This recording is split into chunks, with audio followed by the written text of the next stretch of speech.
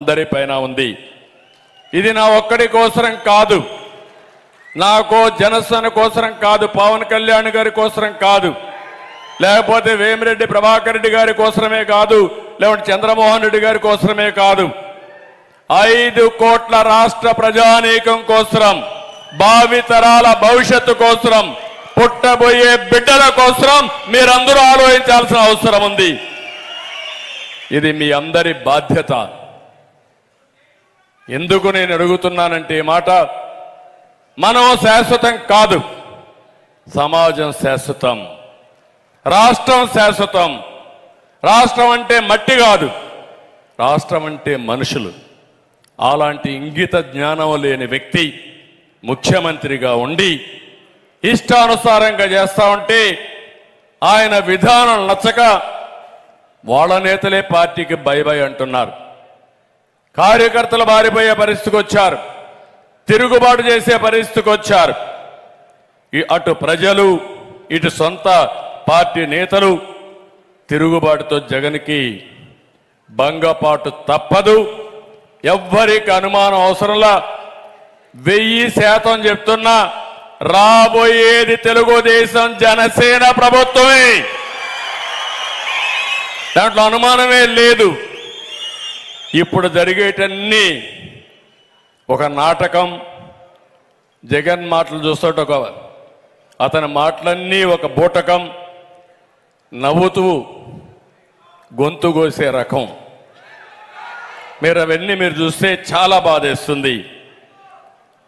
మా తమ్ముళ్ళు చెప్తున్నారు, ప్రపంచంలో ఎక్కడ కూడా ఒక ముఖ్యమంత్రిని సైకో అని ముద్దుగా పిలిచిన సందర్భమే లేదు.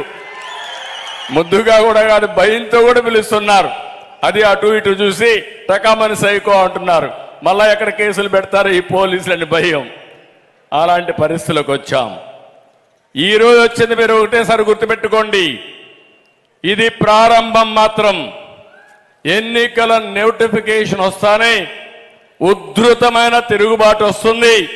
వైఎస్ఆర్ కాంగ్రెస్ నాయకుడనే అవార్డు రోడ్డు మీద తిరగాలన్నా భయపడే రోజు తొందరలోనే వస్తుంది. ఈరోజు మీరు చూస్తే ఇక్కడ మీటింగ్ ఉందంటే దీన్ని కౌంటర్ చేయడానికి విశాఖపట్నాన్ని దోచేసిన వ్యక్తిని నెల్లూరుకు పంపిస్తున్నారు. ఇప్పుడు మళ్ళీ అక్కడ మొత్తం ఊడ్చేశాడు, ఇప్పుడు నెల్లూరుకు వచ్చాడు. నెల్లూరుకు వస్తే మిగిలేది ఏమి ఉండదు. ఇలాంటి నాయకులు వచ్చి తిరుగు తపాల్లో మీరు పంపిస్తారు, నాకేమాత్రం అనుమానం లేదు. తాట తీస్తారు, నాకు తెలుసు. 5 ఏళ్లుగా అడ్డంగా దోచేసి ఈరోజు మీరు చూస్తే ఏమి చేయాలనో దిక్కు తెలియడం లేదు. మీరు ఒక్కటి గుర్తుపెట్టుకోవాలి, అతను ఒకటే ఆలోచించాడు, నాకు ఎవ్వరూ ఎదురుండడానికి వీలు లేదు, నాకు ఏ వ్యక్తి అడ్డం మాట్లాడడానికి వీలు లేదు, ఏ మనిషి కూడా నాకు అన్యాయం జరిగిందనో ఒక్క మాట కూడా చెప్పడానికి వీలు లేదని విధంగా పోయాడు. కడాన నిన్న మొన్న చూస్తే దోచుకున్న డబ్బులతో సిద్ధం అంటూ ఎక్కడ చూసినా హోర్డింగ్సే. నాకే అర్థం కాల. నేను రాజకీయాలు 45 ఏళ్లున్నాను కానీ ఇంత విచ్చలవిడితనం నా జీవితంలో ఎప్పుడూ చూడలేదు. మీటింగులు పెట్టారు, మీటింగులు పెట్టి మీరు చూస్తే ఎక్కడ చూసినా నేను సిద్ధం సిద్ధం అంటాడు. నాకు అర్థం కాదా మొదటిసారిగా ఏం సిద్ధం అని. ఓడిపోవడానికి సిద్ధం మా తమ్ముళ్ళు చెప్పినట్టు.